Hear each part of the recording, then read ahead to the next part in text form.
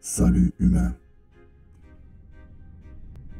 Nous venons du fond de l'espace vers ta planète. Nous venons du futur. Nous avons fait tout ce chemin car elle est bientôt détruite, ce qui va créer un gros déséquilibre. Tu dois me donner des informations sur les causes de cette destruction imminente. Ça va être terrible pour vous, les humains. Nous sommes là pour vous aider. Tu dois donc tout me raconter, me donner les infos que je te demanderai. Ceci est un message d'un vaisseau en orbite autour de ta planète. Pardon Message.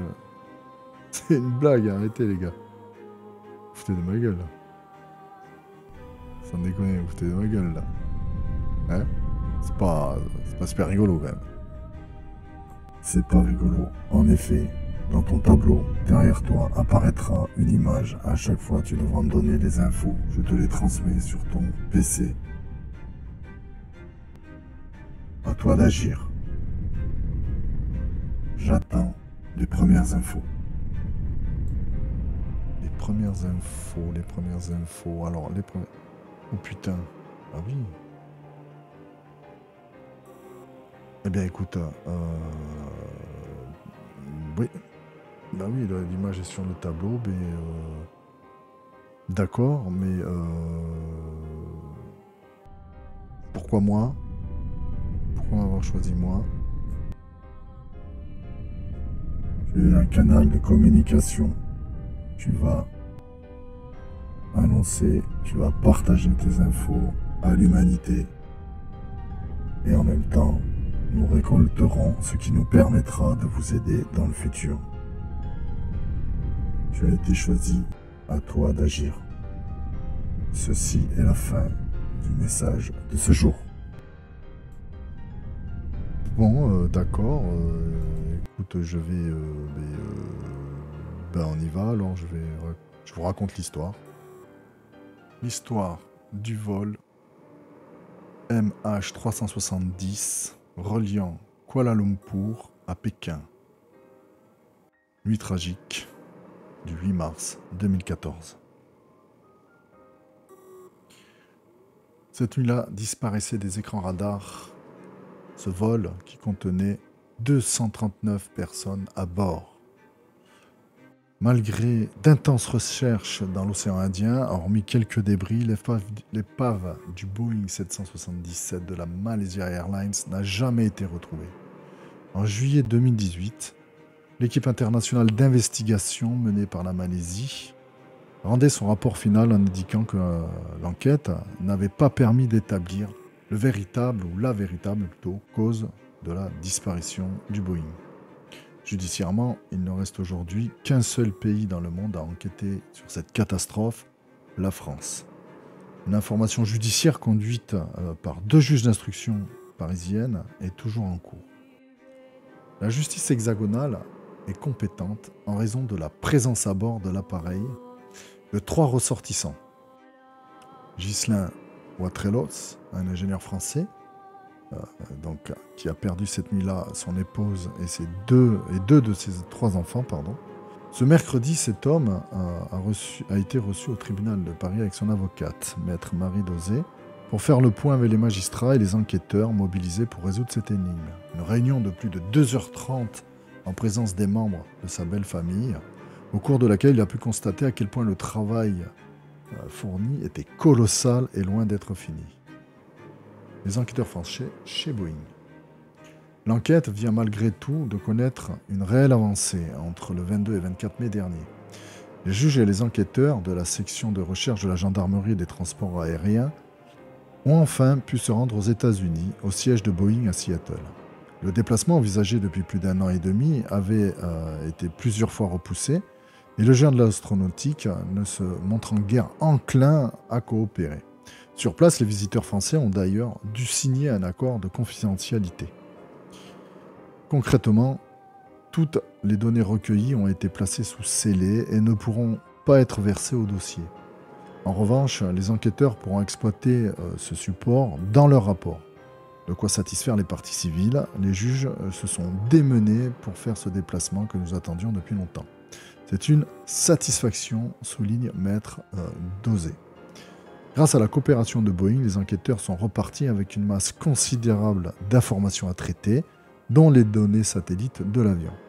Un an de travail leur sera nécessaire. Donc poursuit l'avocate qui salue au passage l'implication de la juge Carole Ramé, appelée à d'autres fonctions. La rencontre initialement prévue avec les enquêteurs du FBI qui ont mené leur propre investigation n'en est en revanche pas pu avoir lieu. Elle pourrait se dérouler prochainement en France. 8 mars 2014. Le déroulement du vol MH370. Donc la dernière position relevée était à 2h15 par un radar militaire. 1h30, dernier contact avec les radars civils. 0h41, décollage de Kuala Lumpur.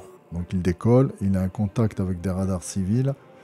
Ensuite avec un avion militaire et ensuite on le perd.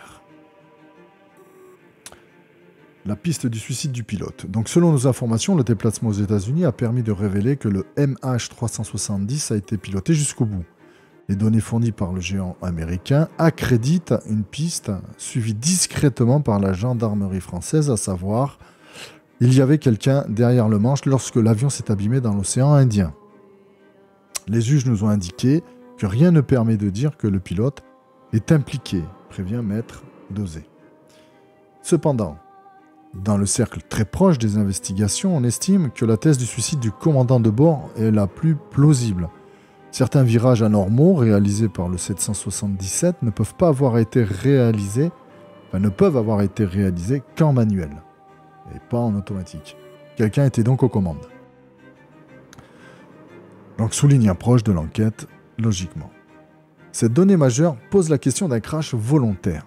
Il est trop tôt pour l'affirmer catégoriquement, confirme un enquêteur, mais rien n'accrédite que quelqu'un d'autre ait pu entrer dans le cockpit. Le pilote de Zahari Ahmad Shah a été examiné de près.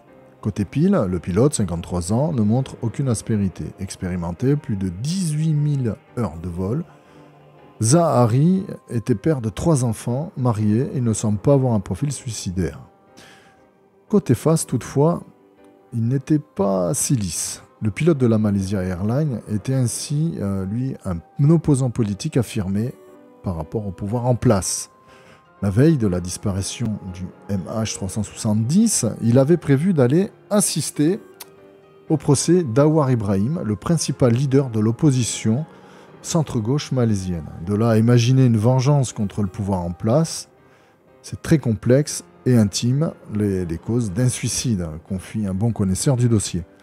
Dans le rapport final, les autorités malaisiennes avaient pourtant semblé mettre hors de cause le pilote. Ce n'est pas étonnant, la Malaisie n'a aucun intérêt à incriminer la compagnie aérienne nationale. La piste terroriste fouillée. La sous-direction antiterroriste de la police nationale et la direction générale de la sécurité intérieure participent à l'enquête pour creuser la piste d'une intervention extérieure. Sans avoir pu l'étayer jusqu'ici, ces policiers spécialisés ont, par exemple, eu recours à un logiciel de reconnaissance faciale à partir des enregistrements vidéo de l'embarquement, mais l'opération n'a pas été très concluante. Les policiers ont aussi creusé la piste d'une action terroriste commise par des groupes, alors je vais essayer de vous le dire comme il faut, ouïghours ou tamouls, mais n'ont trouvé aucun élément susceptible de les impliquer. Ils ont enfin écarté a priori la piste d'une action commise contre des ingénieurs de l'entreprise américaine Freescale, présents à bord de l'appareil. Un sabotage étudié. Au début de l'enquête, la présence d'un ingénieur en aéronautique malaisienne, assis à proximité du sitcom, les systèmes satellitaires de l'avion ont interpellé et laissé imaginer un détournement de l'avion. Cette hypothèse paraît peu probable, car il y aurait été intercepté par les autres passagers et l'équipage quand il aurait commencé à farfouiller avec un tournevis au-dessus de lui.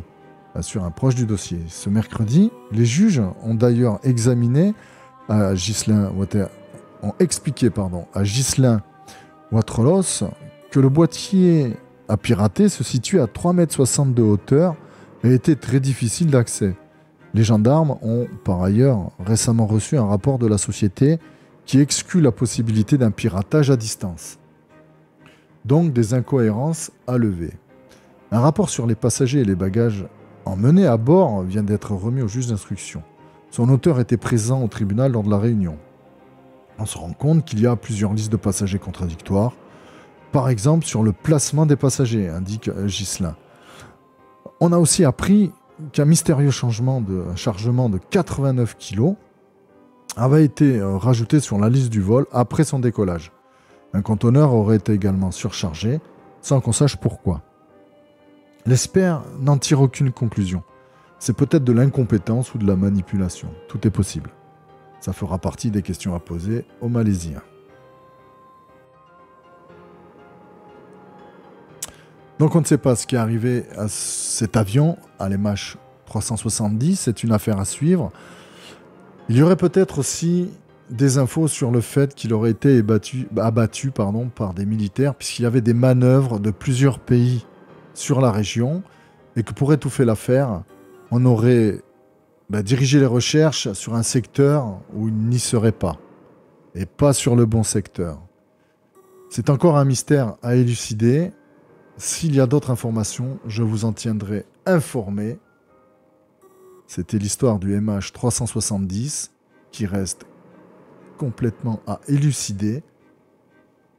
Les infos sont plus ou moins étouffées. Affaire à suivre. Ne t'inquiète pas, on la suivra de près.